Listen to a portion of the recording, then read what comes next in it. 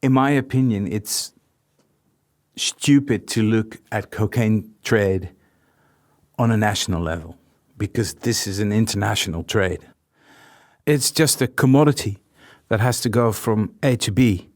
Actually, it works like regular trade, but it has a dark side to it as well.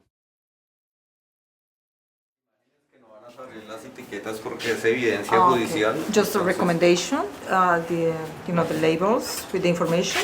It's not seen because that's judicial evidence. Sí. Okay. Cartagena is a city on the north coast of Colombia. It's picturesque, full of cobbled streets and brightly coloured colonial buildings that look out over the Caribbean Sea.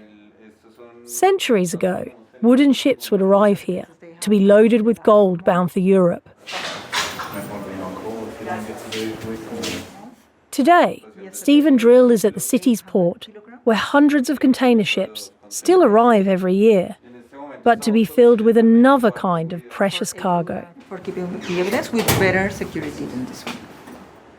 Right now, Stephen's been shown into a locked room, which is mostly empty, except for a huge pile of bags stuffed full of cocaine, containing the small mountain of drugs that has been seized by customs in the past month. Yesterday they seized 800 kilograms in the ceiling of 2 containers. Think about that for a moment. 800 kilograms of cocaine seized in a single day. And no one seems to think that's unusual. One of the customs officials goes over and picks out a black duffel bag, drags it back across the floor. Estas son las tulas que generalmente utilizan para contaminar los buques a bordo. Usually 50, 60 kilograms. Y una persona. The customs official opens the bag up. This is Panela. one Y brick. aquí está la. You can see the drug. And starts pulling out blocks the size of bricks, which are shrink-wrapped in black plastic, labelled with the name Givenchy. Inside is a solid block of white powder, which has nothing to do with the luxury fashion house. So 800 kilos yesterday and that's in the black bags. Just the black, the white stuff.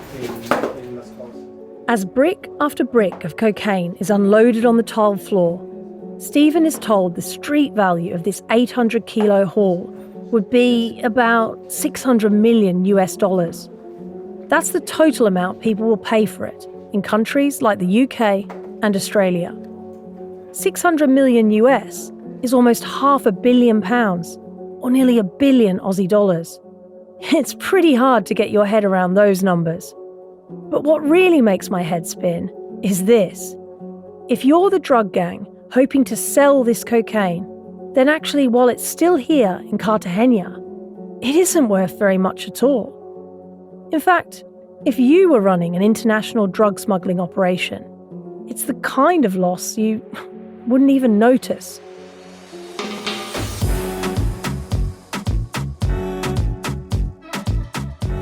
I'm Fiona Hamilton, and from the Times, the Sunday Times, and NewsCorp Australia, this is Cocaine Inc. Episode 3, the 64 million% markup.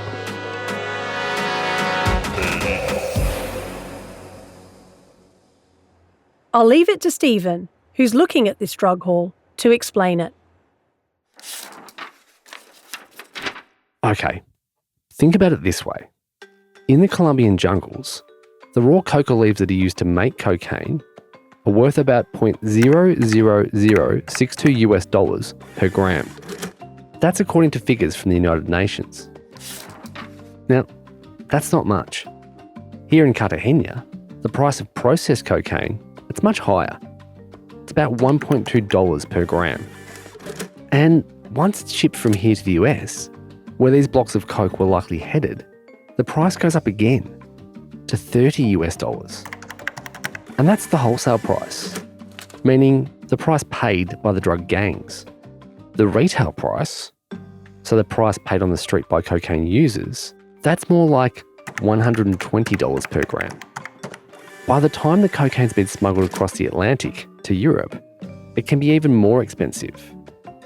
And if it's moved all the way to Australia, by which time it may have been shipped through several different countries, the cost really goes up, as high as $400, meaning the difference in price between raw coca in Colombia and cocaine bought on the streets of Sydney is a 64 million% markup. And those kind of profits can make people commit violence.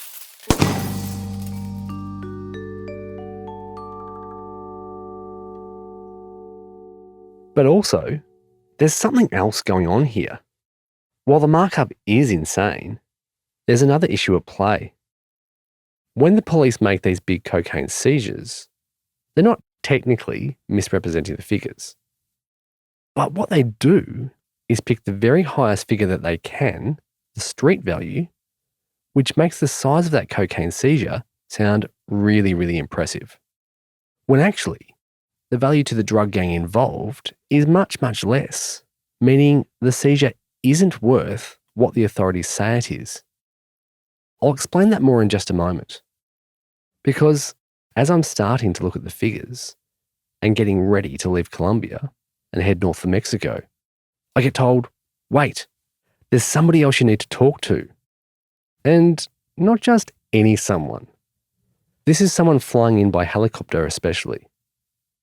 Con menos problemas. Bueno, muchas gracias. Gracias. Buenas tardes, Major General. Thank you so much for agreeing to be interviewed. Thank you. This is the boss of the Colombian National Police Force, Director General William Rene Salamanca Ramirez. He's the man leading the war against the cocaine cartels in this country. He's rugged with close-cropped hair and wears a green uniform with gold buttons. Only days before our interview, a drug gang killed one of his officers. Speaking through a translator, I ask him how dangerous their job is. Encuentren a estos asesinos. ¿Qué tan peligroso es el trabajo para la policía colombiana? Es una labor muy exigente. It is a very demanding work.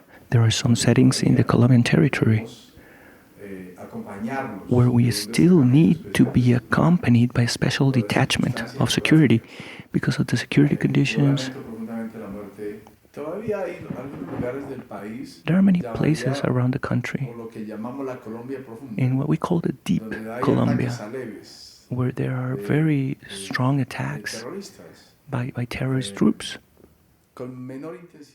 He talks about terrorists, and an expression that's become common in Colombia is narco-terrorism. That word is used to describe the actions of these criminal businesses. In Colombia, a hired assassin charges as little as $500 to execute a police officer. About 14,000 people are killed a year, some of them hacked to death by drug gangs. Sí, los criminales y los delincuentes están todo el tiempo. Yeah, all criminals and offenders are always rethinking the way they act. For the police forces around the world to reinvent themselves, to be retrained, and to learn in order to be able to face these challenges. And Colombia is not the exception. Colombia isn't the exception, he says. The power of those running the cocaine business is international. It's that 64 million% markup driving the entire trade. So long as there's supply and demand, there's going to be a cost. And both states pay for this cost. And there are many families that have lost their children. And so we're losing. Both societies are losing, both Australians and Colombians. Both societies, he says, are losing from the drug trade. Now let's go back to those bags full of cocaine bricks labelled Givenchy being unloaded onto the floor in a locked room in the port at Cartagena. The Australian police tell me it's part of a seizure worth around $600 million. But actually that's not quite right. Sitting down with a calculator on my phone, I work out that's very much the maximum possible figure. 600 million is what it's worth only at the end of the supply chain, when it's cut up, divided into those little Ziploc plastic baggies, and sold by the gram on the street in Sydney or Melbourne. To understand why that's important, imagine you're having dinner at a really fancy restaurant. Because I'm from Australia, let's say it's the Opera House, overlooking Sydney Harbour, just about dusk. For dessert, you choose a creme caramel from the menu. It costs you $40 and is made using another Colombian export, sugar. That sugar has been harvested, refined and shipped. Along the way, it's been bought and sold in bulk by different companies or middlemen who each make a profit. Eventually, it gets mixed with other different ingredients. Sometimes it's baked, and then it's hand-delivered to your table. Delicious as it is, you wouldn't use the cost of that $40 pudding to calculate the value of a sack of raw sugar lying at the docks in Cartagena. That'd be madness. Except, that's exactly what law enforcement all around the world is doing. New at 11, more than $1 million worth of cocaine. $40 million worth of cocaine. 3,200 pounds of cocaine. Street value $77 million. $320 million. Street value of more than $1 billion. In all, drugs with a street value of £1.6 billion.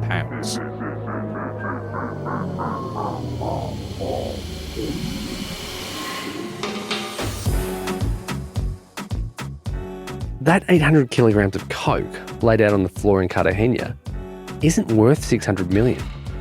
Not to the cartel who bought it and will need to replace it.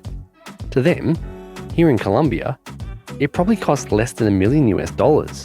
So it'd be wrong for anyone to describe it as a $600 million blow against the drug gangs.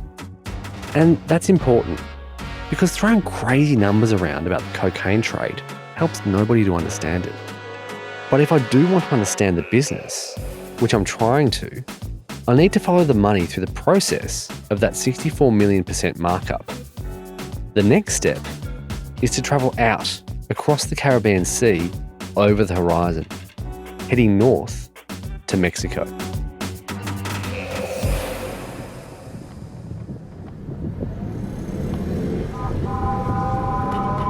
This is Tijuana, a gridlock city of over 2 million people that sits right up against the Mexico-US border. While most of the cocaine that arrives in Mexico from Cartagena is carried by ship, we flew and then drove north to get here. Outside the car window, I can see the border wall built by President Trump, made out of metal the colour of dried blood. It's one of the most contentious borders anywhere in the world right now. On the Tijuana side of the wall are dusty suburbs made of houses, some of them only shacks, made of wood and concrete.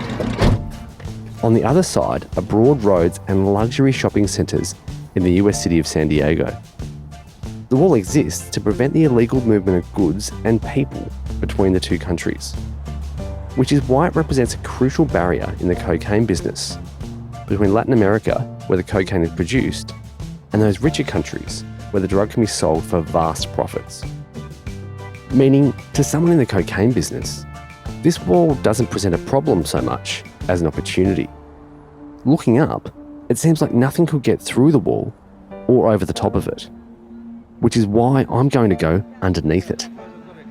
And do they put like timber, are they good engineers? Are they well-built tunnels, or do they collapse? I'm in a small restaurant serving fish tacos, and I'm told they have a really good spicy soup. It's not really my go-to meal, but it was really good. It's here that I meet an engineer from the Mexican Criminal Investigation Agency, and I can't tell you his name in order to protect him. He reaches out and takes a paper napkin from the restaurant table. He starts sketching the diagram of tunnels that he says go under the wall on that US border. He's an expert on these tunnels. It's his job to find them and shut them down. And that makes him a target. Building criminals, Yeah, so they don't just dig it in, so they do it in a building, down through a building and then out. We're speaking to a translator. That's correct. So one building in Mexico to one building in the US. Okay. Yeah? Dozens of these tunnels have been discovered in recent years. While it used to be the Colombians who dominated the cocaine business, nowadays it's the Mexican cartels that are the big players. At the port of Cartagena, a kilo of cocaine might be worth around $1,200 US wholesale. In Mexico, that value can be 10 times higher. Get that kilo of cocaine across the border to the US, and its value doubles again. We finish our tacos and head outside. The engineer tells me tens of thousands of cars, trucks and people cross between Tijuana and San Diego each day, but all of them can be stopped and searched by authorities at the border. We walk up to the locked gates of what looks like an abandoned warehouse within sight of the border wall. The engineer's colleagues from the Mexican Criminal Investigation Agency are waiting. They're dressed in black, they're wearing masks and carrying automatic rifles. One takes a pair of bolt cutters to the padlock. Guns raised, the police go down into the basement of the warehouse. We go into the bathroom, where next to a toilet cubicle, a hole has been smashed into the floor. It's maybe a metre wide. The police go down into the darkness, and I follow. So here we can see one of the chambers, where we can see the dorms, and part of the area where they had all the tools. And at the end, in front, we can see the room where they save all the cleaning products. Termina aquí el terreno de la bodega. This is the end of this property. Y comienza con el terreno aledaño. And then it's connecting to the other property on the side. These tunnels are vital assets for the cartels. They're precious. They can take months to build by gang members who live down here in the dark and dirt all throughout that time.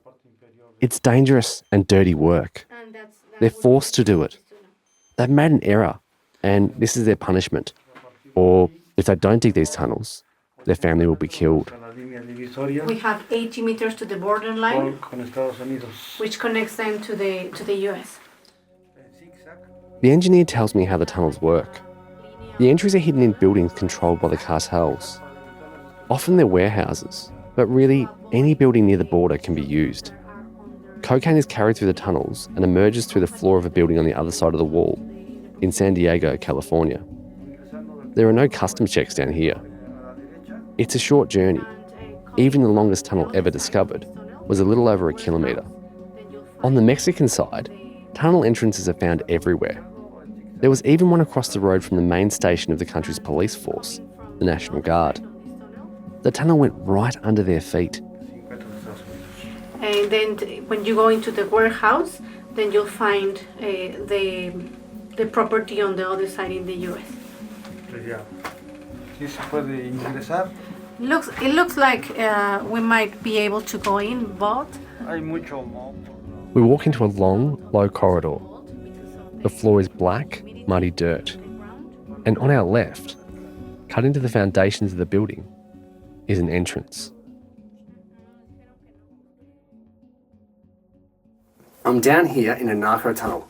We're about 80 metres from the Mexican border, and to be honest, it's just quite frightening. There's some timber that's been put in here to try and reinforce the tunnel, but it's wet, it's mouldy. You can actually feel the moisture on the timber as you're walking around. It's really, really dark. We've got some torches here, and they're doing a bit, but not that much. I've no idea how someone would live down here. The air, like I'm actually trying to suck in air because it's just really thin. There's not much oxygen. They have sort of extractor fans that they use to try and get air into it.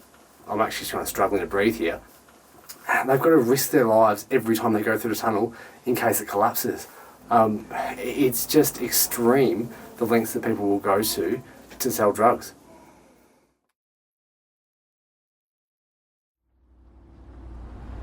Climbing out of the tunnel, I'm covered in mud and dirt. It's a relief to see the light again. The engineer I met in the fish taco restaurant and the translator walk out with me. They tell me the border is riddled with these tunnels. No one knows how many. Over the years, dozens have been discovered by authorities.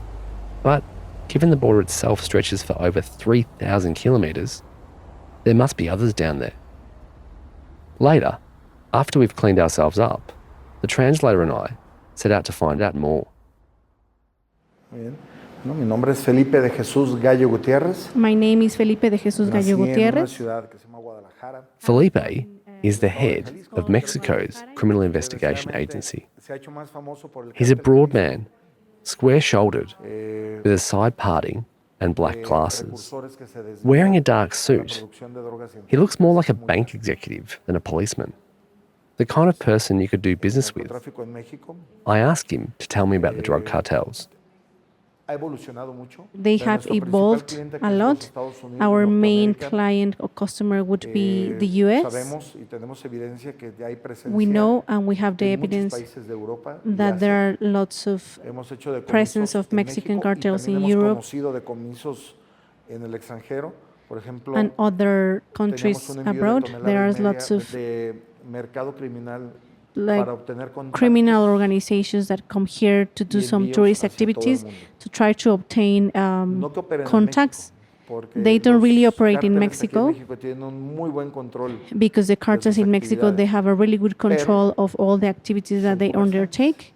However, they are clients. They don't look like they're criminals. They are just sending messages across different places. So they're brokering deals, they're arranging shipments here to buy from the cartels? Yes, that's correct. The cartels are building business relationships with organised crime in China, Southeast Asia, the Middle East and Europe, anywhere you can get a cargo ship or a plane to. Another way they are changing is through what other businesses would call diversification. For the cartels, this has meant new product lines, expanding into other addictive legal and illegal drugs like methamphetamine and fentanyl, a prescription opioid. It is profitable because it's just a business. In terms of the business operation, while cocaine is smuggled through the tunnels heading north, I'd also heard about guns from the US going in the other direction. I asked Felipe about it. Mucho. Yeah, it's a lot. That's our main concern. Weapons. Because we've verified that after 3 or 4 days that someone purchased a weapon in Texas, we have it here in Mexico, and you only need to have your driver license in the US to be able to buy a gun there. Those high-caliber weapons brought in from Texas have made Mexico quite simply frightening. The power of those guns make murder easy.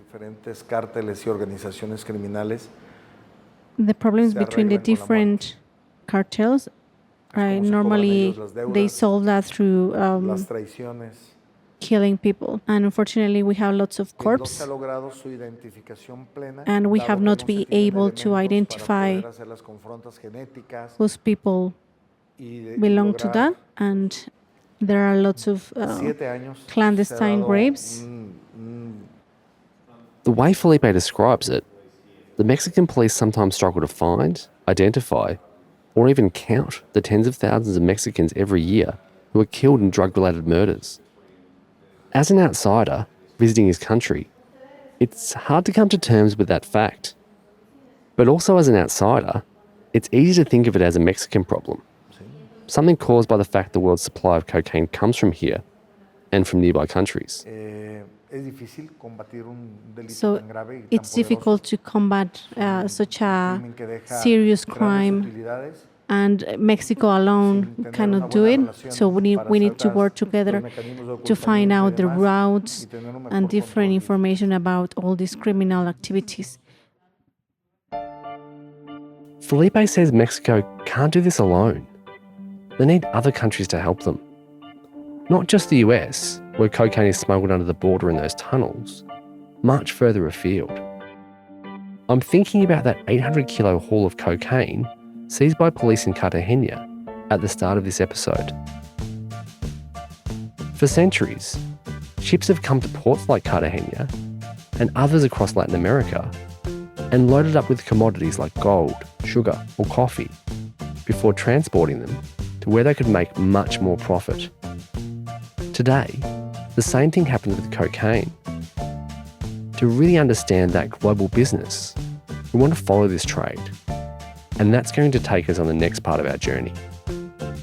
Away from the US-Mexico border to another lucrative market, one that's over 5,000 miles away, across the Atlantic Ocean, to Europe. It's here I'll hand the story over to Fiona Hamilton, the chief reporter on The Times, who started this episode.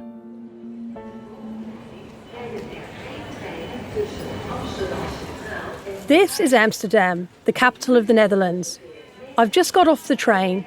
It's drizzling, it's grey, it's a little bit drab and cold, but it takes just a few minutes to walk over a busy intersection of trams and cyclists to reach the beautiful central area, the famous network of canals lined by old terraced houses and cobbled streets. I'm here, though, because in recent years, the Netherlands has become a key distribution hub for the international cocaine business. I used to work in a coffee shop in the red light district, and there were people talking about what was going on in like the marijuana trade. And I found that quite fascinating because it's like a shadow economy where a lot is going on which normal public will never see. This is Wouter Laumans. I'm working for the Dutch newspaper Het Parool, and I'm covering the crime beat, and I'm writing about organised crime. Wouter has spent 15 years reporting on the drugs business. He says the Netherlands has a unique position in the global cocaine supply market. In my opinion, it's stupid to look at cocaine trade on a national level because this is an international trade. It's just a commodity that has to go from A to B. Actually, it works like regular trade, but it has a dark side to it as well.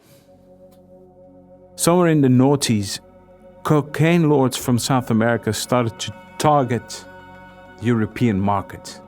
What they did was they shipped it to West Africa. Then they would move it over Morocco. They were smuggling hashish into Europe, and they were using those old lines to smuggle cocaine into Europe. And who were involved in this? Young Moroccan guys who had family in the Netherlands, and they worked together with local guys. And after a while, they decided, okay, so let's shorten the line. So if we could get it directly to Antwerp or to Rotterdam, it's easier for us. Cheaper as well, because we have to bribe less people. So that's when they started to shift the lines from Africa towards Rotterdam and Antwerp. Those two ports, Rotterdam in the Netherlands, where almost 500 million tonnes of goods move through each year, and Antwerp in Belgium, are the biggest in Europe. They sit in a huge river delta that connects the North Sea to multiple European countries. Most of the cocaine that gets smuggled through the ports of Rotterdam and Antwerp is used for the foreign markets. So it's actually like a transfer hub for European cocaine. That's the way you should look at it. England's always been one of the biggest drugs markets from the Netherlands. The bulk of cocaine that comes through the Netherlands will go to England. What has been happening since 2012 is that we saw the rise of a new generation of criminals. And that was first established in Amsterdam, where we had like a double murder. 2 young boys got shot to pieces with AK-47s. The victims were aged just 21 and 28 and were gunned down in a drive-by shooting on New Year's Eve after a shipment of cocaine went missing. The likely target of the attack was another man, a suspected gang boss. The murders happened in front of family homes. The next day, the city's mayor called Amsterdam, quote, the Wild West. There have always been murders in the underworld, but the level of violence, that was something new. And what happened was from 2013 to 2016, there were a lot of murders. We saw a severed head being put in front of a coffee shop in Amsterdam. And we have a lot of explosions nowadays. You've got bombs being put in front of people's houses and stuff like that. All these things were like unheard of before in the Netherlands.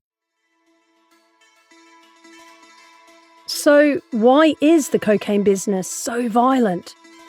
Yes, the answer is partly money. People will do a lot of things to make themselves rich. especially with that 64 million % markup. But it's also because the cocaine industry is illegal, meaning it's not regulated. If you're a drug boss who has a problem with a rival, there's no competition and market authority you can turn to. There's no watchdog or civil court to decide your dispute, so you turn to violence. The kind of violence we once associated with places like Colombia and Mexico is now on the streets of Europe. In this way, the cocaine trade actually changes the countries in which it takes place. It corrupts them. Corruption. I mean, the best way to get cocaine into a country is if you have corrupt guys at customs. I want to look more closely at that part of this multinational business. So my next stop is Rotterdam, one of the biggest ports in Europe, struggling to keep the cartels at bay. We have a big problem in the port of Rotterdam with cocaine. Are you trustworthy or are you also corrupt? We went to the customs and we imported the container for him. And from that moment you were in? And from that moment I was in, yeah. And I go to the scene where one of the Netherlands' drug bosses had something planned for his rivals that could have come straight out of a horror film. The cameras, it's too dangerous. You're worried it's too dangerous to get out? Are you worried about my safety? Of course. You are my guest. That's next time on Cocaine Inc.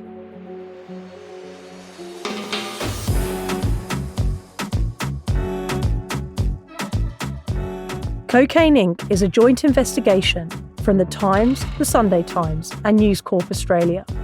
The reporters are David Collins, Stephen Drill and me, Fiona Hamilton. The series is produced by Sam Chantarasak. The executive producers are Will Rowe and Dan Box. Audio production and editing is by Jasper Leake, with original music by Tom Birchall.